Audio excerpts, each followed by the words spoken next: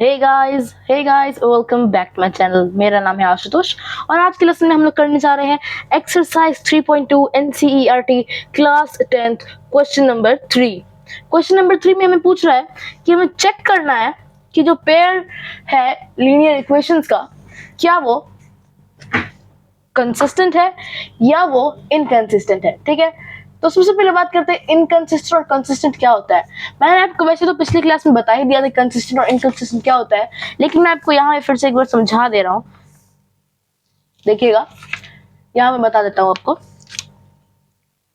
A1 by A2 is equals to B1 by B2 is equals to C1 by C2 or and A1 by A2 is not equals to B1 by B2।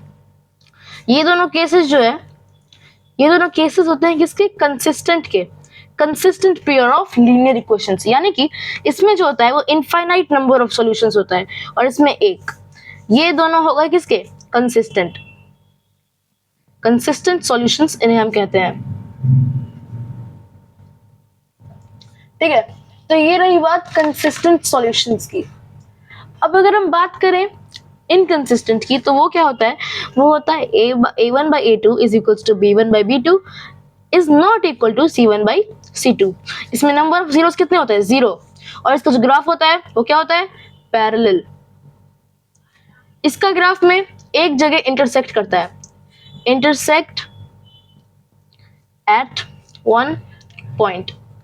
और जो ये होता है ये coincide करता है, coincide, और एक के ऊपर एक, इसका जो ग्राफ होता है वो एक के ऊपर एक होता है। ठीक है, तो ये रही बात कंसिस्टेंट और इनकंसिस्टेंट की। अगर इसके बारे में और जानना है, पिछले वीडियो में मैंने आपको बहुत ही बढ़िया तरीके से इसे एक्सप्लेन करके बताया था, है ना, तो वहां से जाके आप चेक कर सकते हैं अगर आपको अभी भी ये समझ में नहीं आया हो।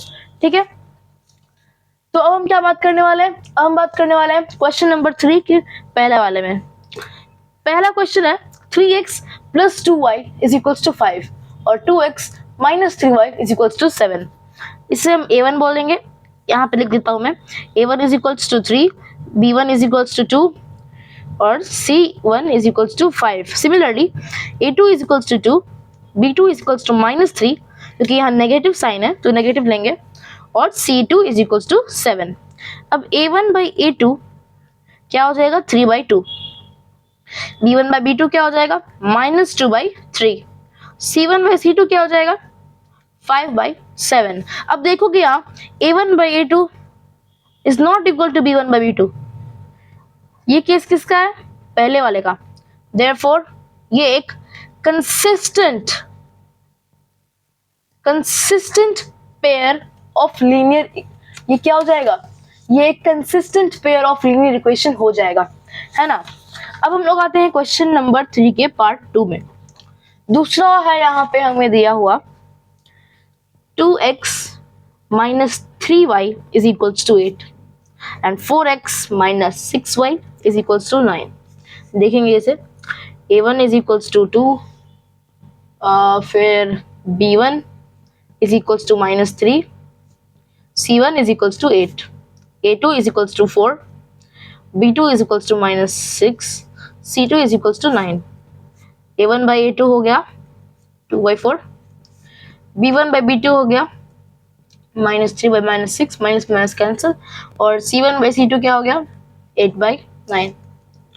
तो यहाँ पे क्या मिल रहा है हमें? A1 by A2 is equals to B1 by B2 is not equal to C1 by C2, क्योंकि ये हो जाएगा 1 by 2, ये कितना हो जाएगा? 1 by 2, ये कितना रहेगा? इसी फॉर्म में रहेगा।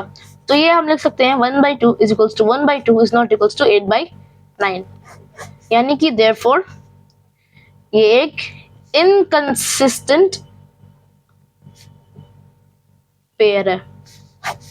ठीक है, ये एक inconsistent pair of linear equations है।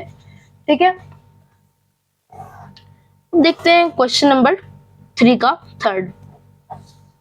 इसमें 5 दिए हुए हैं, हम पांचों को डिस्कस करेंगे बढ़िया तरीके से।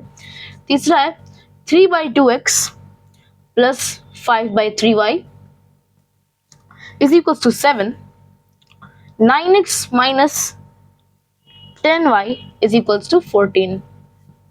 अब मैं आपको बता देता